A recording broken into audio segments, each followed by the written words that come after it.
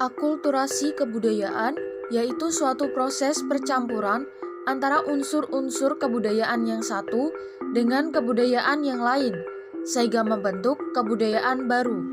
Kebudayaan baru yang merupakan hasil percampuran itu masing-masing tidak kehilangan kepribadian atau ciri khasnya.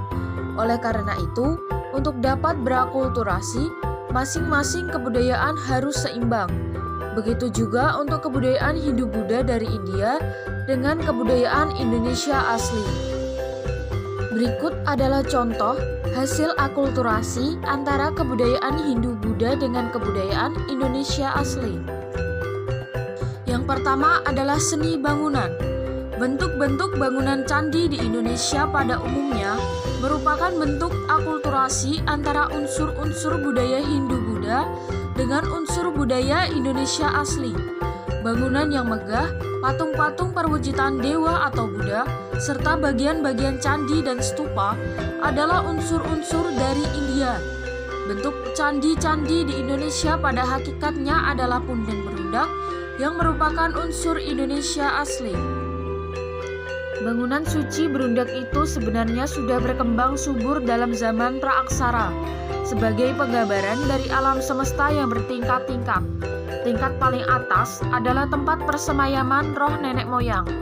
Punden berundak itu menjadi sarana khusus untuk persembahyangan dalam rangka pemujaan terhadap roh nenek moyang. Contoh dari bentuk akulturasi ini adalah pada Candi Borobudur.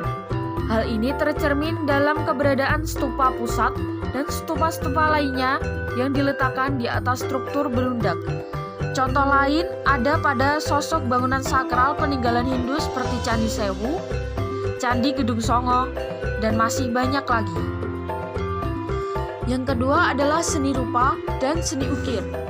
Masuknya pengaruh India juga membawa perkembangan dalam bidang seni rupa, seni pahat, dan seni ukir. Hal ini dapat dilihat pada relief atau seni ukir yang dipahatkan pada bagian dinding candi. Misalnya, relief yang dipahatkan pada dinding pagar langkan di Candi Borobudur yang berupa pahatan riwayat Sang Buddha. Di sekitar Sang Buddha terdapat lingkungan alam Indonesia seperti rumah panggung dan burung merpati. Yang ketiga adalah seni pertunjukan. Gamelan merupakan satu di antara seni pertunjukan asli yang dimiliki oleh bangsa Indonesia sebelum masuknya unsur-unsur budaya India.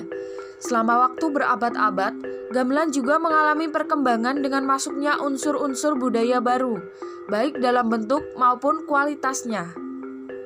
Gambaran mengenai bentuk gamelan Jawa kuno masa Majapahit dapat dilihat pada beberapa sumber, antara lain prasasti dan kitab kesusastraan.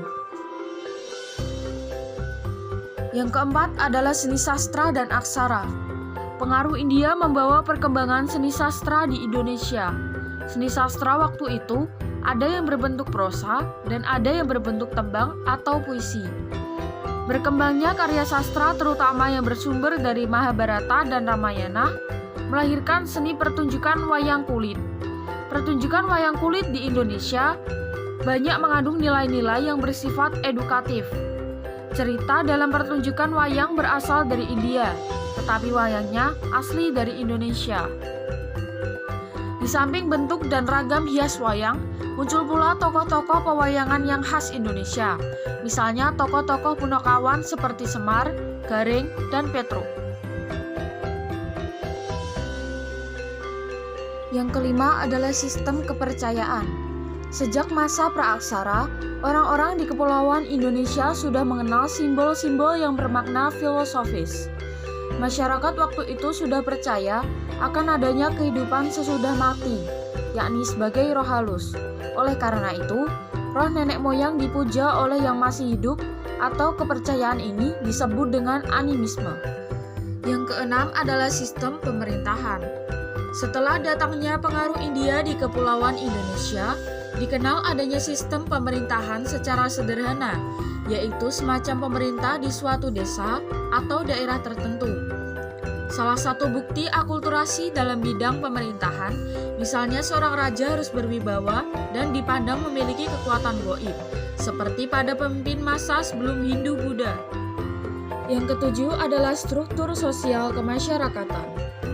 Pembagian struktur sosial kemasyarakatan memang sudah dikenal masyarakat Indonesia sejak masa praaksara. Pada masa itu, masyarakat membagi peran dan fungsi sosial berdasarkan profesi. Setelah mengenal budaya Hindu-Buddha, struktur masyarakat Indonesia mengalami perubahan. Susunan masyarakat diatur berdasarkan sistem kasta dengan penggolongan masyarakat berdasarkan tingkat derajatnya. Yang kedelapan adalah tradisi. Hasil akulturasi tradisi antara kebudayaan Hindu-Buddha dengan kebudayaan Indonesia asli dapat dilihat ketika upacara-upacara masa kerajaan yang masih diselenggarakan hingga sekarang. Contohnya adalah upacara Ngaben, upacara Kuningan, dan upacara Nelobulanin.